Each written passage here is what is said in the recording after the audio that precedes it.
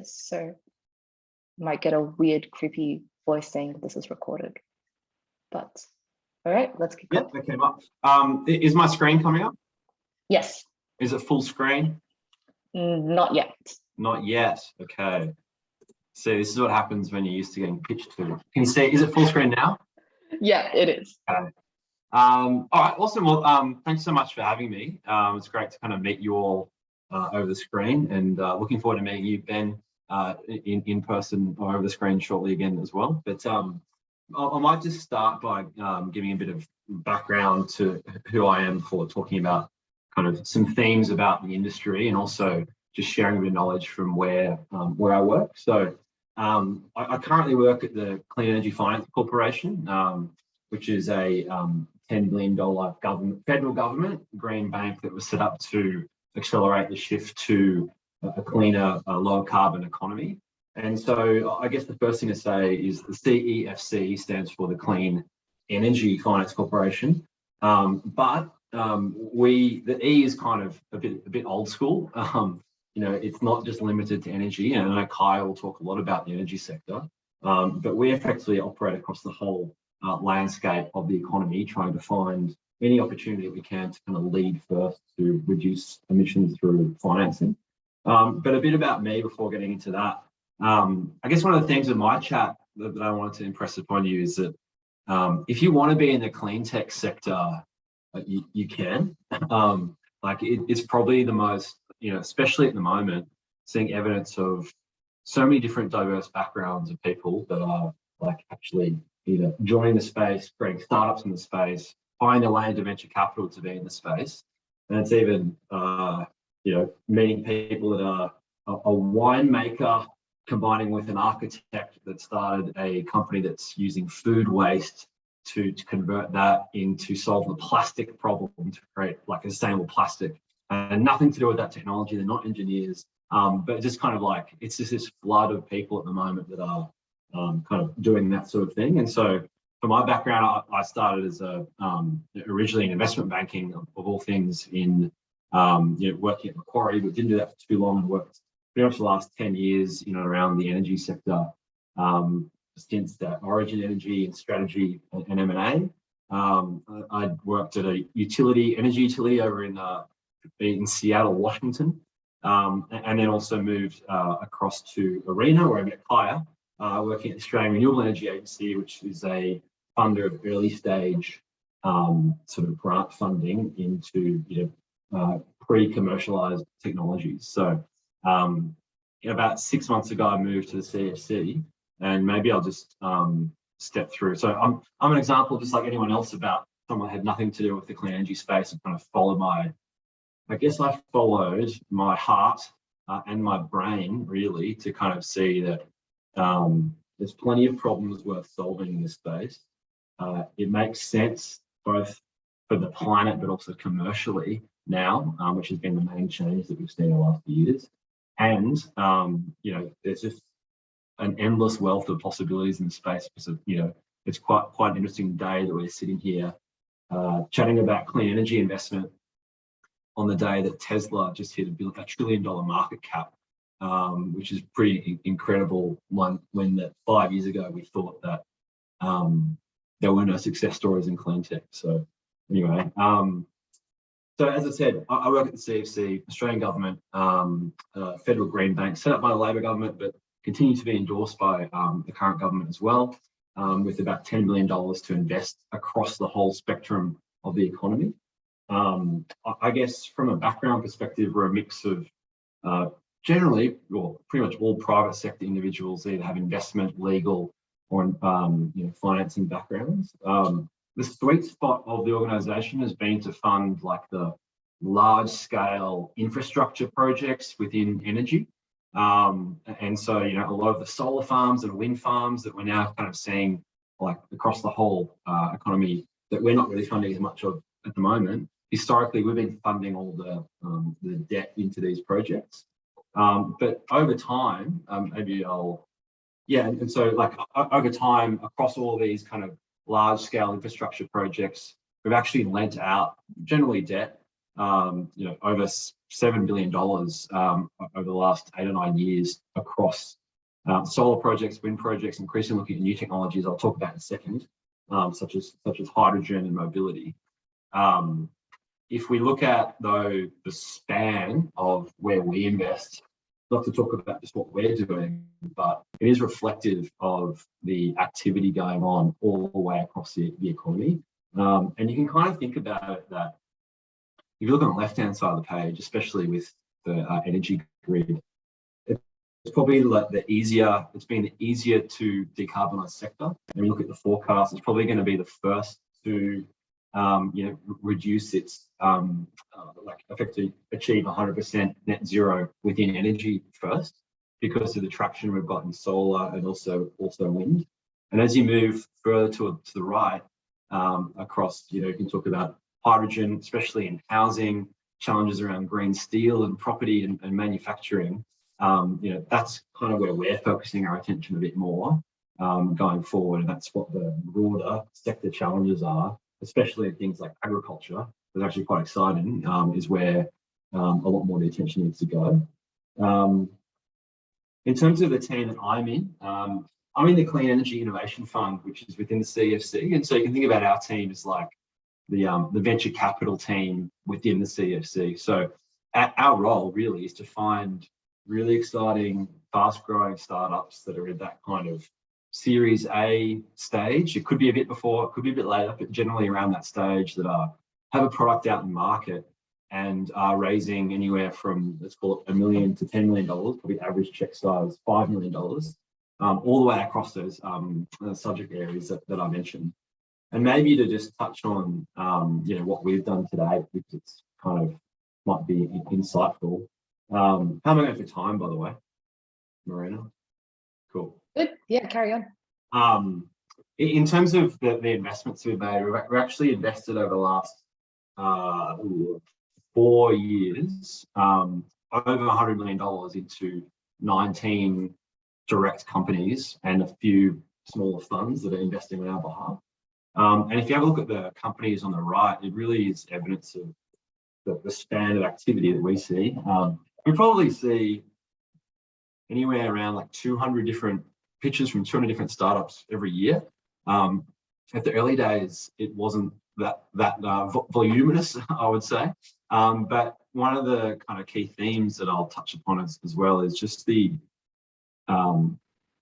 quality of the entrepreneurs in this sector that are targeting solutions in this space.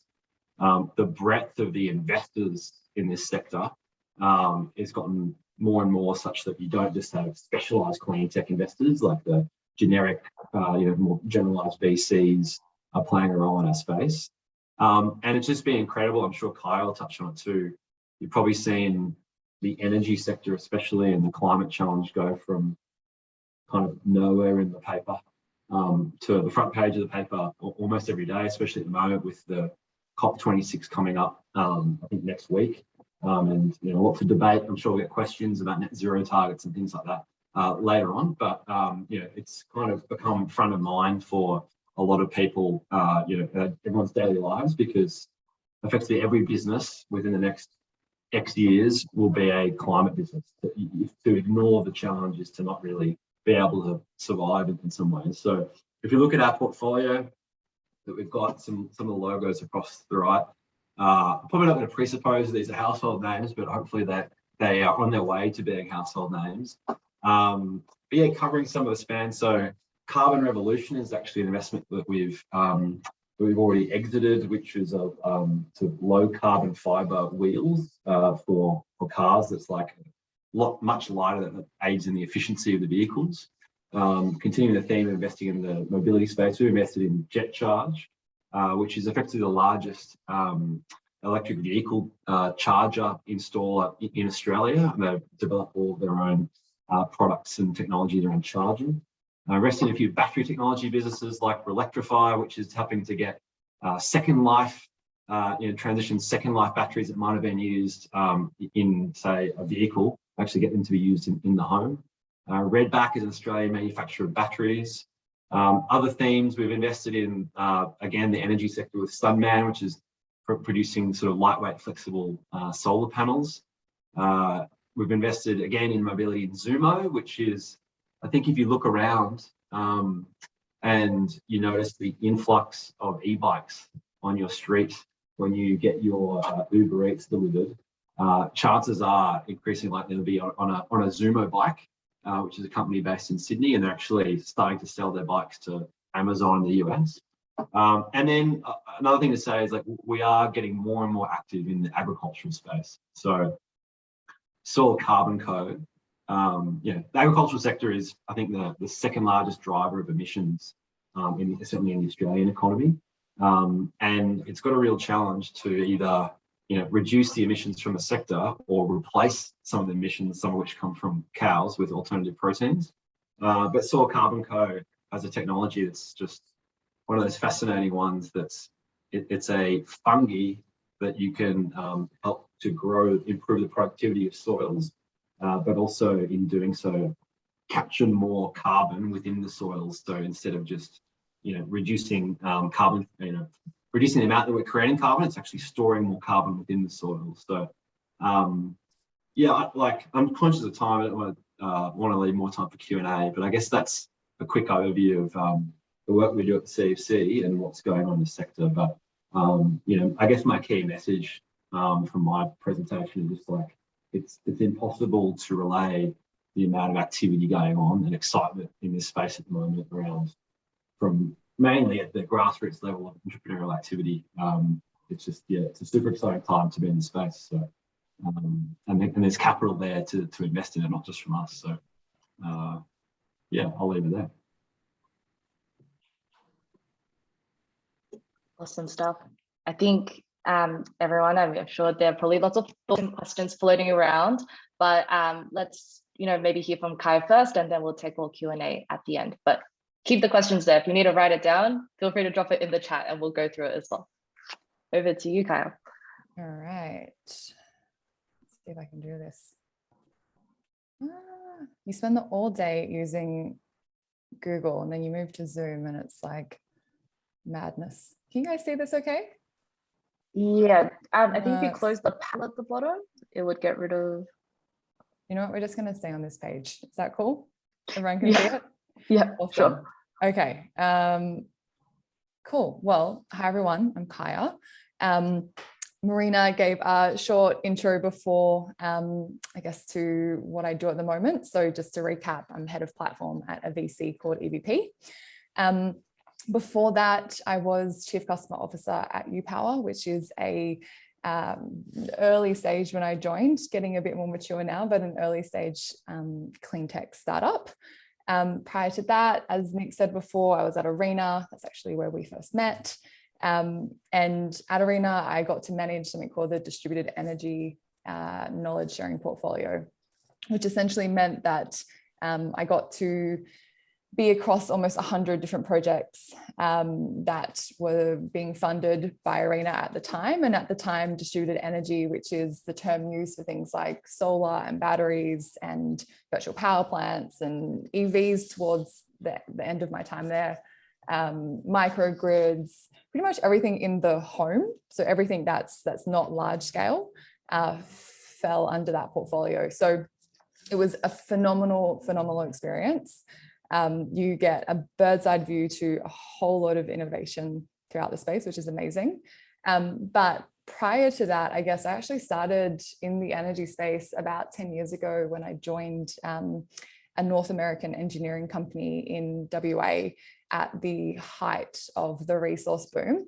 And so I did start in the mining sector. I did start with LNG projects. You come from the dark side to the light. But what that meant starting in LNG was really that you got to kind of have an appreciation for energy generation and the complexity around that. And I guess just, at that point in time, it was, I guess, the start is about 2011. So it was kind of the start of a lot of big solar coming into the market and people really starting to understand that LNG actually wasn't that natural and that good. And so we needed to move away from it. So yeah, so I guess I've spent over a decade in and around the energy space.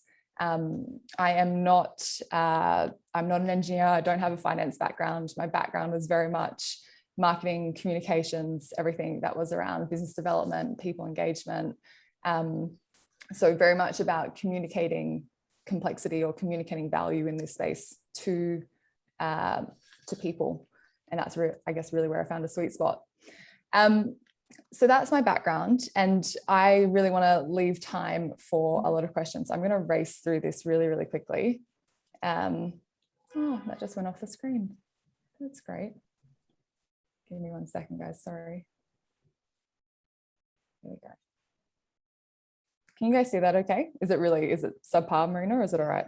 Oh, it's good for me. Anyone I think should be all right. Yeah.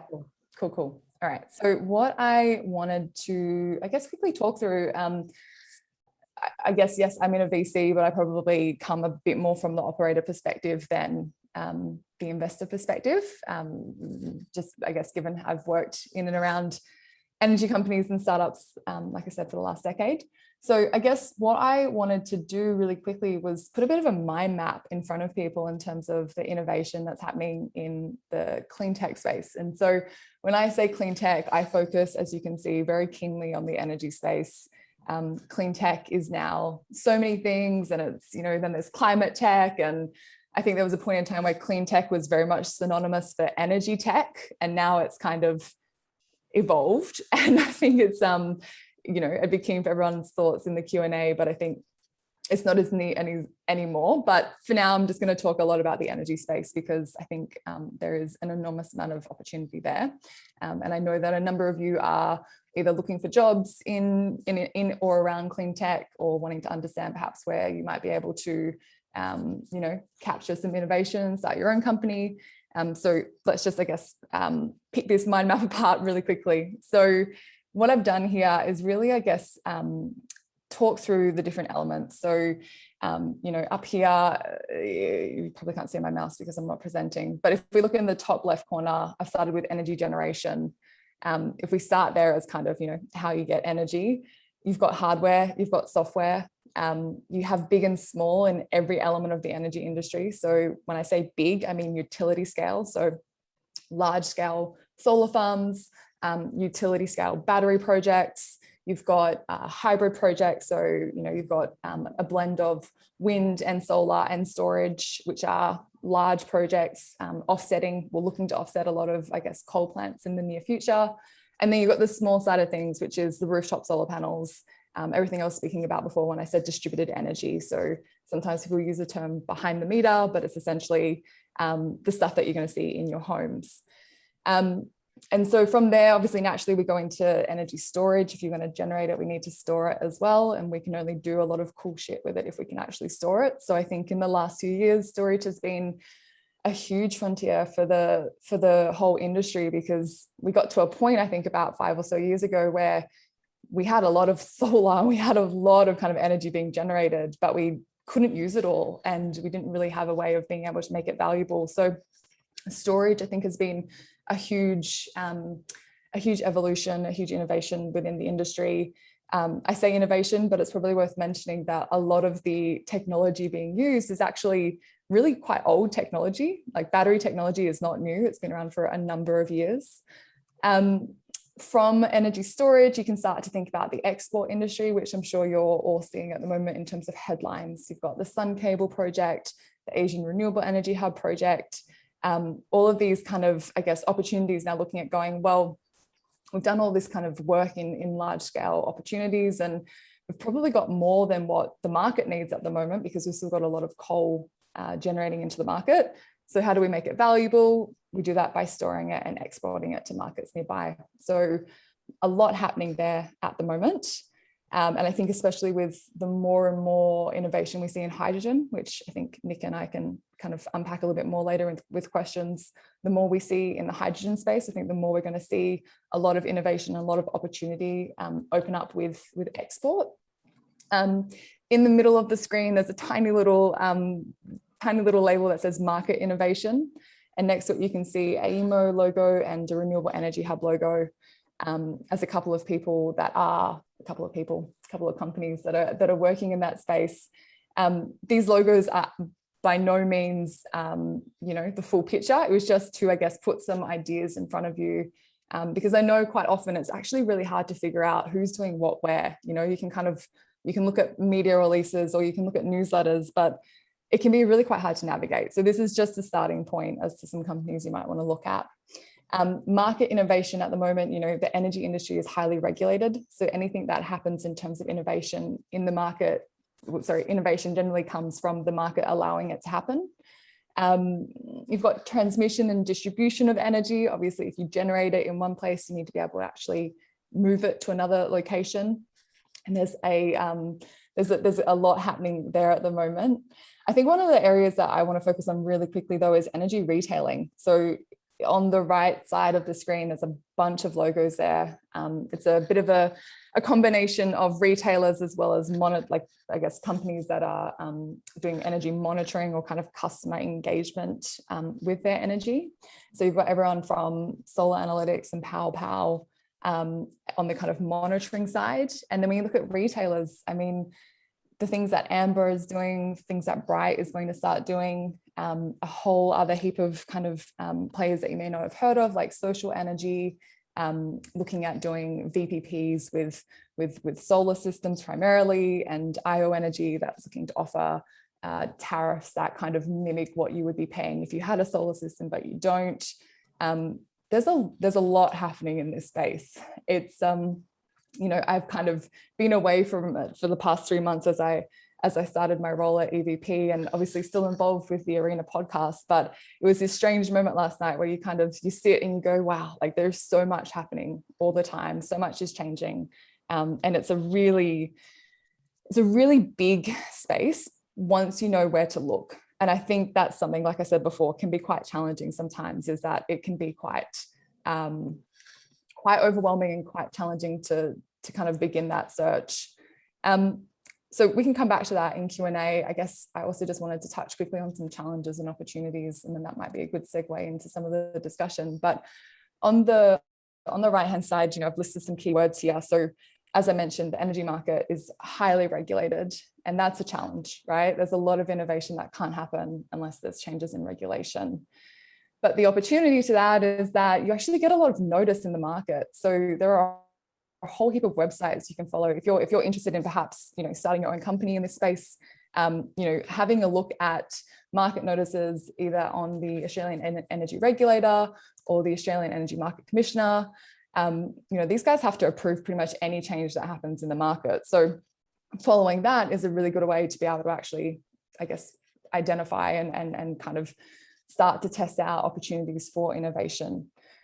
It's a highly political space. It becomes more political, as Nick said, every day. I swear, I mean, when I was at Arena, we were doing some of the most amazing stuff in like demand response pilots, and we had all this money going into like all these different initiatives. And I would like lose my mind if there was like a tiny little paragraph about, something called a RERT activation, which required demand response to happen. And it was the most exciting thing ever. And now every day there are articles in the newspaper. So it's changing a lot, but it is still really political. And I think the opportunity from that is actually really around cut through and being able to either find ways to, I guess, defend the people in the political space, which can otherwise seem a bit against, or make it simple for them. And so I think that goes to the next point. It is a highly complex market, highly, highly complex. Like it is physics at the end of the day with a lot of the stuff. It's not just, hard because people make it hard. It is actually hard. And I've always been a really big fan of the fact that you can find opportunities by simplifying that complexity, whether it's through user experience stuff, product design, marketing. And the last thing I'll mention before we can move to Q&A is really just about the fact that I'd say for the last 10 to 20 years, it's been dominated by a particular type of skill set. And even though Nick mentioned before that, there's a lot of diverse backgrounds, I think that's only happening in the past few years. The majority of the industry, I think, has really been built from engineers and economists who, without generalizing, tend to have a view that people are fairly rational and people are fairly irrational. And so, the opportunity is very much bringing in more diversity of skill sets, more views, more, more, I guess, people-focused roles, and moving away from the kind of rational view and looking for the creativity. I'll pause there. I think it's a good segue. Let me stop sharing. There we go. Wow. Thanks. Well, thank you so much, both Kiya and Nick. I think what's really fascinating is, like, we have in the room here two very different perspectives on one very big topic. And we can even just see from the presentations, like Nick, obviously, you're a PowerPoint guy, and Kiya, who's using Canva. So I think what's, just so great about this conversation is that we've sort of been able to tackle it from both sides. And it's very interesting to get those different perspectives. Let's open up to questions. So Shrishti, you put something in the chat. Do you want to jump in and ask?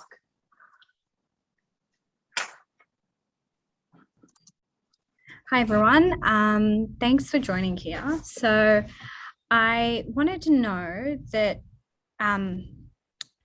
can we potentially see energy monitoring systems being implemented within residential homes, companies, just generally in actual occupations?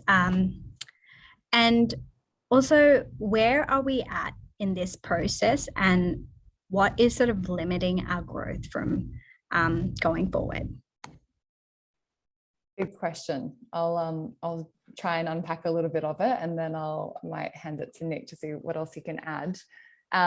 So I guess up front, yes, there is absolutely innovation in this space. When it's just energy usage, PowerPal is probably the kind of leader at the moment in terms of being able to deploy a small device that you add on to your meter, essentially, and you get an app with it, and it kind of feeds a real-time flow of energy use.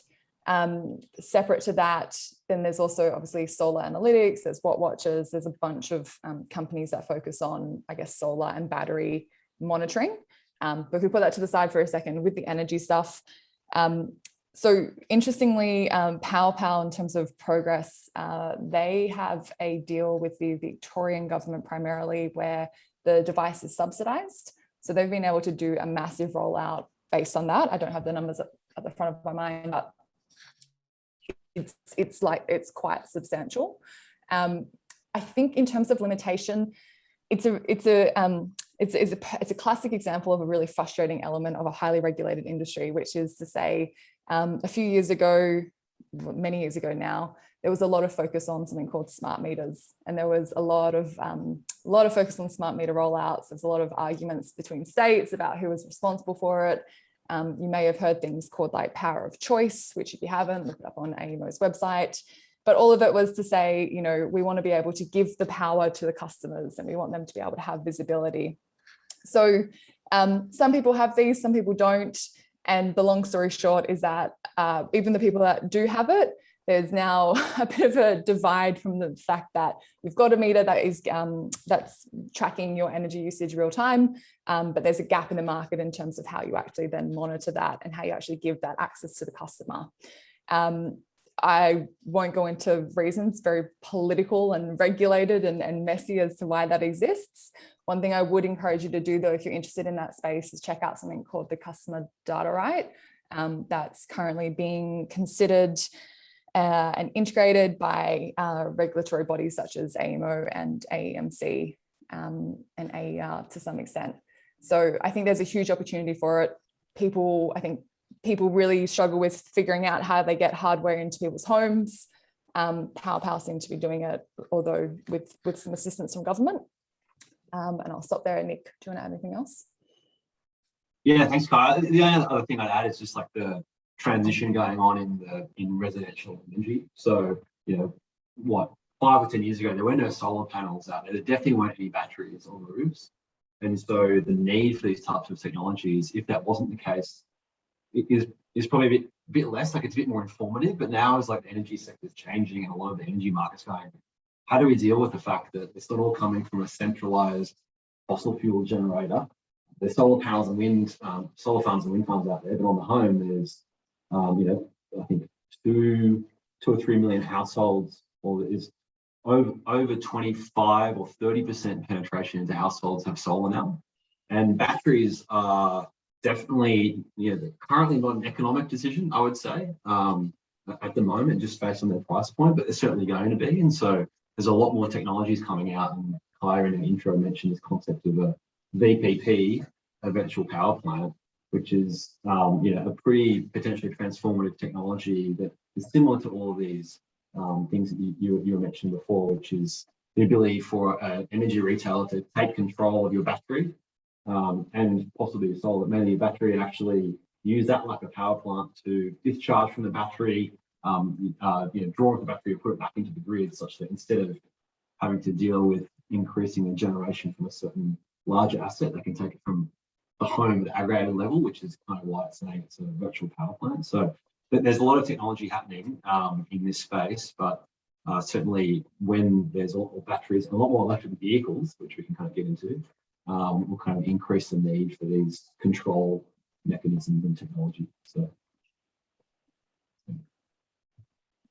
great start to the Q&A, already into the meaty questions.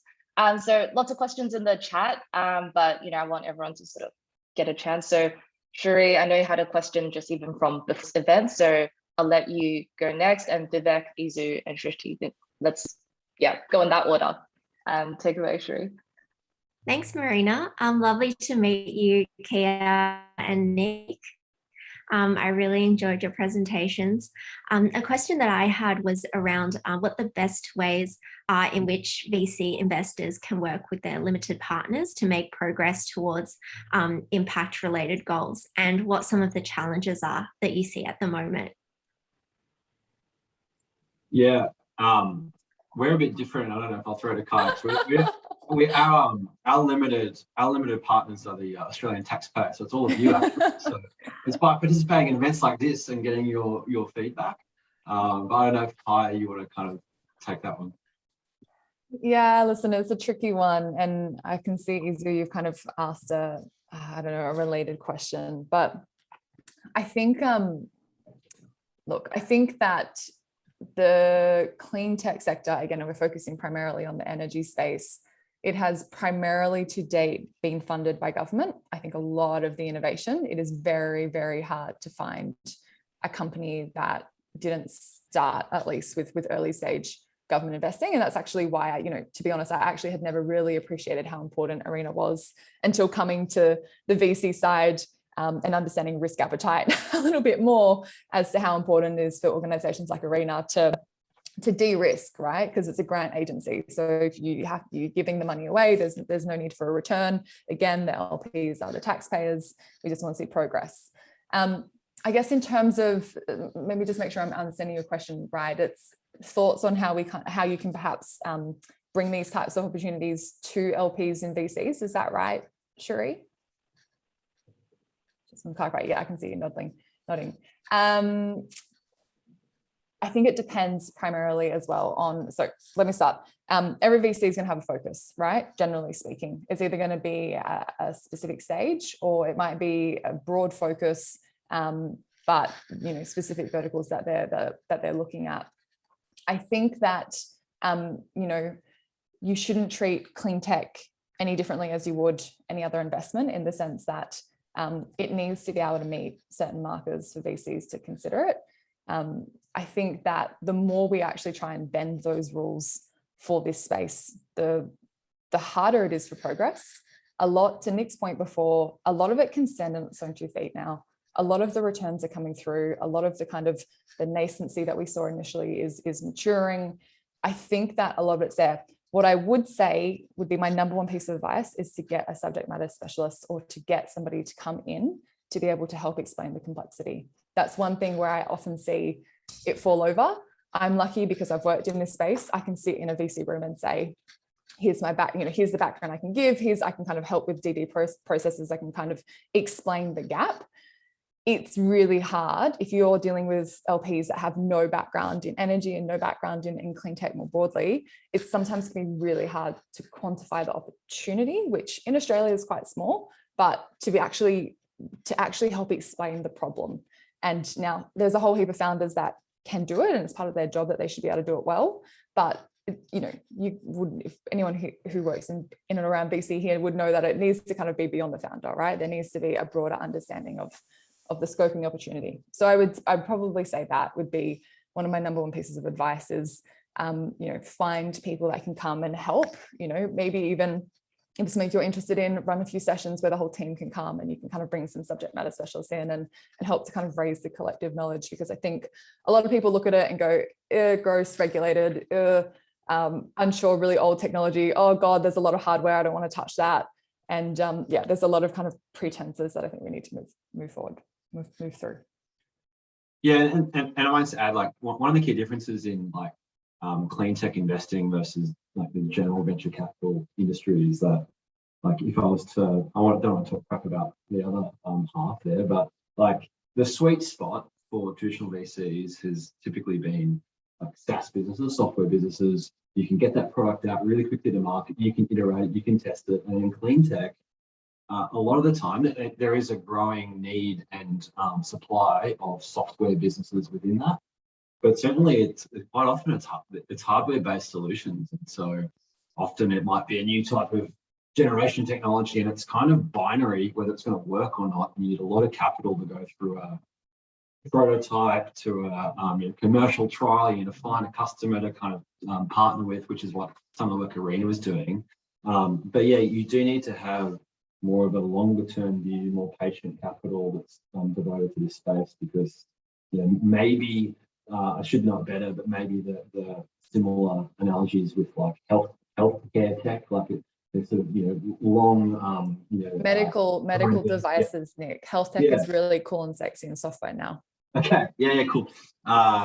Eucalyptus and So like it is a different lens, but as I said before, when we looked at investing in this space 5 years ago, what we didn't have was success stories or proof that you can actually make money in clean tech. So as much as we all have a heart in the right place, we're still on the side of markets, and you need to be able to be profitable to kind of get these businesses off the ground. And there's plenty of them, but certainly, as I said before, we've got $1 trillion clean tech startup that just like hit us. So that's all the evidence you need. And so hopefully there's more patient investors coming into the space. Awesome. Vivek, did you want to ask the question you put in the chat? Yeah, sure. Hey both, thank you so much for sharing your experience. One thing I was really keen to hear from your end, because I imagine you see hundreds of companies all the time, is what are the innovations that you've seen to solve things like cement, steel, and agriculture? Because I think, a lot of the stuff like energy, there are kind of obvious solutions that most people know, but what are your thoughts on kind of on those areas for getting us down to zero emissions? I'm happy to go first. You take agriculture. Can I have the steel and cement? Sure. So agriculture names as well, just so I can read up on them. Yeah, sure. So look, one of the things happening in agriculture that I'm really excited about is alternative proteins.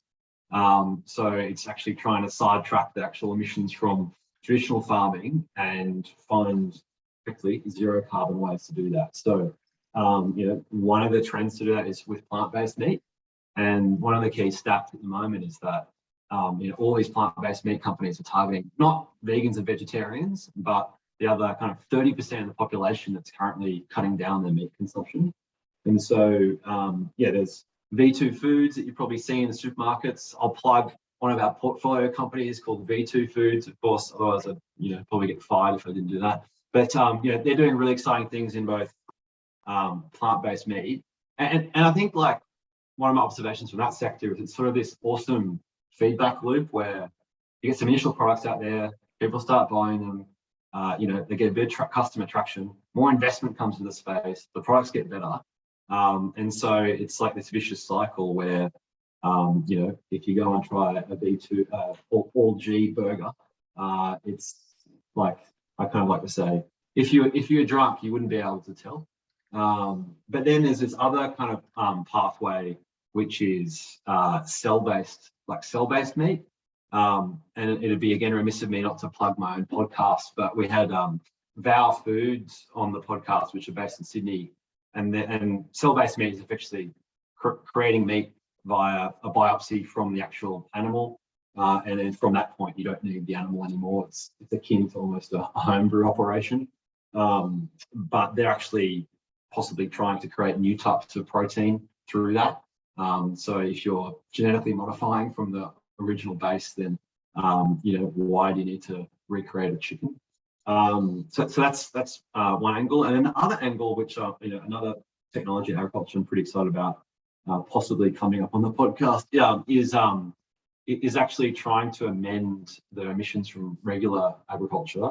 And this is a company called Sea Forest that's creating a seaweed that you can actually feed to cows to stop them from burping, and give them most of the emissions from cows is actually from their burping of methane, which is 20% more times more potent than actually carbon dioxide. So there's stuff happening in alternative proteins, there's stuff happening in reducing emissions from agriculture, and there's a lot of amazing work going on in measurement technologies, from drones that can plant seeds to trailers that can measure for carbon on site, soil carbon, that can actually help farmers be able to optimize their productivity methods to reduce the amount of carbon leakage that happens when they do things like tilling farming. So I might pause there, but like, agriculture needs solutions, and certainly they seem like they're coming. So it's a really promising space.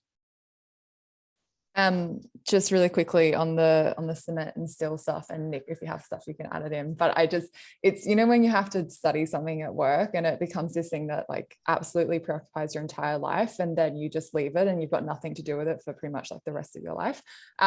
Before I left Arena, some of the things we were doing was in what's called metals minerals processing, which is looking at how you greenify steel and other kind of metals, minerals, and cement as an adjacent as an adjacent process. If you look, sorry, I'm doing a podcast plug as well. If you look at the Arena podcast, there was an interview with Darren Miller, who's the CEO, who talks a bit about this, and some of the kind of the evolution in this space, because it really is one of the last big things I think we have to crack if we're going to really understand decarbonisation. And we really need to move past, I think, this view that goes, oh, well, it's just greenwashing extractive industries, or it's just, it's just marketing, because it's really important. A lot of the metals and minerals that people are exploring, making, decarbonizing, are actually critical for being able to make things like batteries, make things like the EVs, make things like panels, make things like, the new kind of home builds that we're going to need to be able to make net zero homes. So a lot of them are actually quite critical. And so some of the things it suggests that you look at, Element 25 was one of the first companies to experiment with this process called electrowinning, where you're turning, magnesium, processing magnesium. And that was one of the first kind of trials that Arena funded. They've just done one, I think, recently with Alcoa or Rio. I can't remember which major company it is, but that's currently underway. The big thing that I'd say, or the big challenge that space has faced so far, is the fact that you need extreme high temperatures. And there is a limitation with what you can get with the electrification of things. So solar and batteries is how you kind of, electrify something. And the solving for the kind of high intensity heat, it has been the kind of, the last big hurdle they have to work through to be able to get to a point where you can actually, fully decarbonize. But there is a lot of innovation happening in that space. Start with that podcast episode, and I'm sure you'll go down a rabbit hole. Sorry, Nick, had to do it. Lots to unpack there. And actually, right before this event, there was a little banter around got the better podcast rating, but I'll let you both plug at the end. I think, Izu, did you want to elaborate on your question around investing approach? Yeah, sure. I think Kiya kind of already touched a bit on it, but I was just curious to know whether clean tech investments were approached differently to other kinds of investments. Just given, I guess, as mentioned before, it's quite nascent. Some of the technology is unproven, often involves hardware kind of solutions that might just have a lot of infrastructure, heavy R&D involved, unlike a typical SaaS-based business. And also the fact that I guess Cleantech solutions would have not just financial investment returns that we're looking for, but also environmental kind of ones. I can build on the conversation we're having before just a little bit more. And I think, the point that Nick ended on in terms of the hardware focus, I really think is the thing that kind of almost needs to be, laboured a little bit, in the sense that, I really, really, really, really, really want to see some software innovation in this space. It is so ripe for disruption, like it's unbelievably ripe. And the thing that I think, I guess it's just things to keep in mind. It's not that you would invest differently, but again, things to keep in mind, the hardware element, but also the fact that, there are a few businesses that get VC funding in Australia that stay in Australia. In fact, I probably can't even think of one. You do not get that level of capital if you do not have the ability to grow, and the ability to grow is often dependent on your ability to be able to get into overseas markets. So unfortunately, I think this is where like some of the export stuff might be quite interesting, because it's it's very naturally kind of integrated into international markets. But the opportunities that exist is that Australia is the leader in rooftop solar. The customer engagement, as Nick was talking about before, in terms of visibility, control, monitoring, all that kind of stuff. If you can solve it here, that is very easily global. There is few things that would stop that. So I guess it's more a cry of going like, these are things we need to see. But in terms of I guess approaches, is like I said before, get a subject matter specialist to come in to be able to really, really kind of like help the founder make the case. And I guess really, if and I know like Investable, right, has just launched a fund, and Mike Cannon-Brooks has also just launched a fund. For people doing that, I think honestly there's probably an element of like, maybe get comfortable with hardware. SunDrive, someone who also was just on the Arena podcast, they're a classic example of someone that got funding at the R&D stage to make solar panels more efficient. They're going to be manufacturing panels in Australia, but that's going to take a really long time. Like, that is not a you see returns tomorrow kind of thing. It's like a fund at the R&D stage, and you'll see a return, in many years by the time you get onto people's homes. So just, maybe increase appetite with hardware would be my point.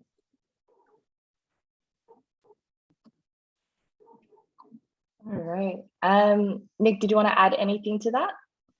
I mean, I'll just give our personal view. It's a great question around the non-financial benefits of the space. I think from our perspective, it's any investment we make has to have a connection to reducing emissions. But we are trying to prove, and improve it over time. I think it's kind of almost there or thereabouts proven that, look, if we can't make venture capital work in Cleantech, then it's going to be very hard at a fund level for others to do so. And so, we have grappled with that concept around, okay, well, the returns might not pencil out on this one, but the impact, and so I guess, we've fell on the side of, if it has high impact, it's more likely to be able to get some grant funding to help it get across the line. But we're ensuring and kind of we'll push a lot harder on things that have much higher impact. But we're kind of quite conscious that it needs to hit financial metrics. Otherwise, it's sort of you're self-selecting or selecting poorly for you ultimately want to be choosing things that the market needs. And Yeah. Wow. Lots to unpack. I think that's the sort of resounding theme in this conversation. There's a lot going on, and we're just at the start.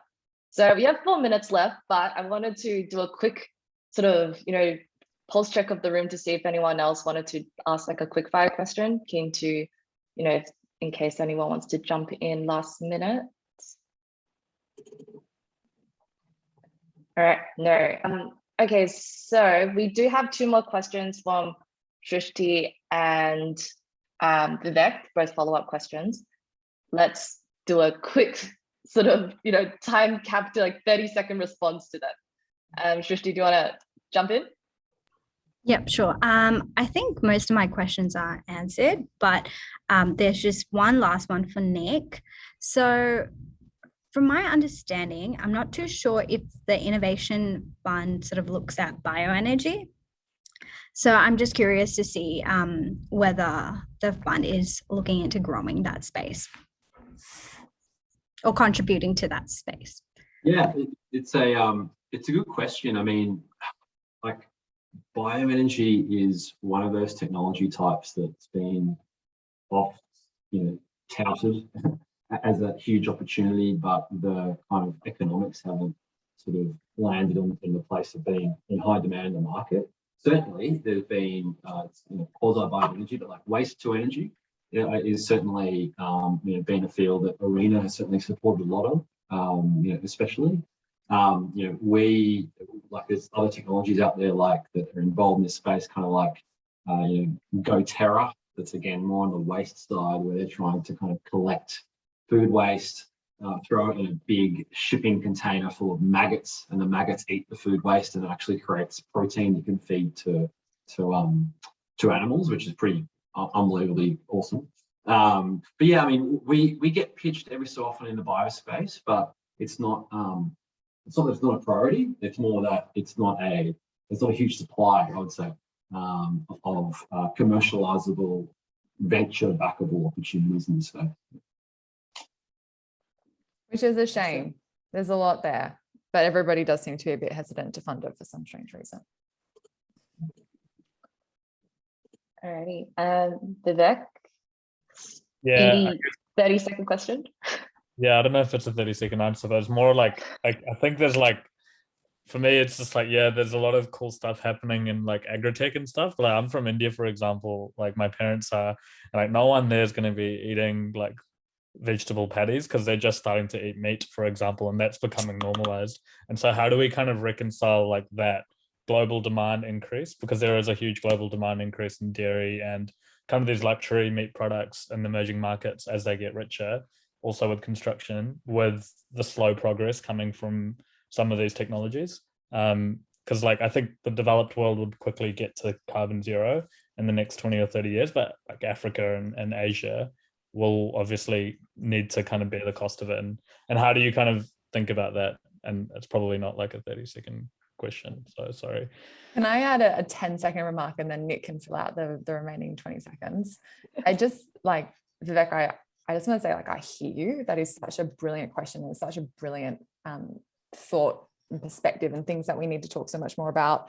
I think one thing I just want to say is that this is why we actually need people with diversity in backgrounds, in skills, in understandings of the world. We need to kind of move beyond people in the room being engineers and economists and often from the same type of background talking about this, when in actual fact, you have to think beyond that. And you like, I think it just, 10 seconds of saying this is actually one of the reasons why I think it's so important that we have just greater diversity in all its forms, in these rooms, in startups, in the conversations, because otherwise shit like that, which, makes up for the vast population of the world, gets missed. And that's just, it's not good enough. So that's my 10 seconds. Sorry, Nick.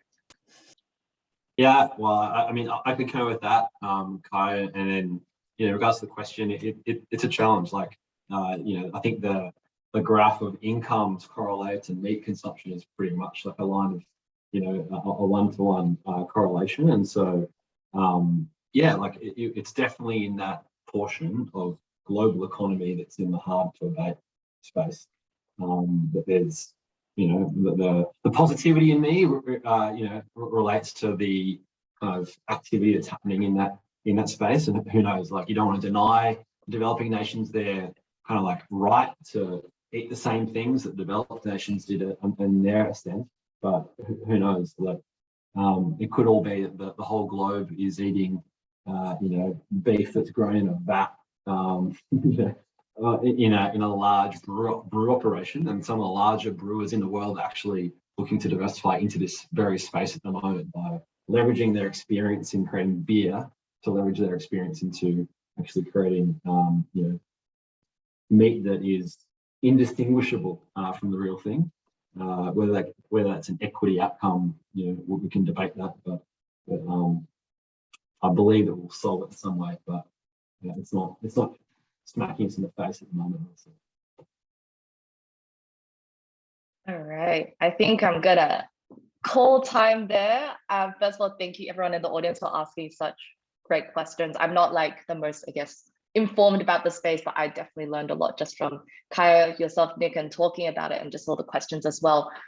So last couple of minutes, Nick, we're not doing a best podcast poll, maybe in a few weeks, but this is a nice segue. So Kiya, do you want to do like a quick 1 minute plug on where we can find you, whatever else you want to sell to the community? Oh, wow. We'll do the same. Yeah. All right, real quick. You can find me on Twitter, LinkedIn, Slack. Reach out always if you want to chat. Happy to talk through any of the topics we've talked about tonight. You can hear me on the Arena podcast every other week when I get to interview some awesome startup. Although, total caveat, I don't get to be as cool as Nick's podcast because it's funded by the government and I have to conform. And then just lastly, you know, I do work in a VC now. I am desperate to find, you know, climate tech that is software. I can't touch hardware. Please, if you are looking to do anything in software in this space, come and chat to me. All right, thanks, Kiya. And also emphasis, it's Kiya. Unlike the car brand, I almost made that mistake. So it's not Kia. Thank you, Marina. I appreciate that. I'll put it out there for everyone. Alrighty, Nick, quick plug. Where can we find you? What do you want to share with the community? Yeah, no, thanks everyone for your time. It's been good to kind of meet you all. You can find me, I guess, on LinkedIn would be the best, most lame place to find me. And yeah, like same plug that, from Kiya around from the work environment. If you're developing or coming across really exciting startups that are anywhere in the landscape of you know, reducing emissions, definitely keen to chat. And as for the the podcast plug, you can find A Positive Climate, you know, wherever you get your podcasts. I will say it's probably true. We're not government sponsored, so it can be a bit cooler, but at the same time, I'm trying to avoid losing my job based on what I say. So, you know, there's a bit of a tightrope that gets walked. But yeah, we feature startups in the space, especially in Australia, every week on Tuesdays. So, yeah, check that out if you're interested. But yeah, awesome.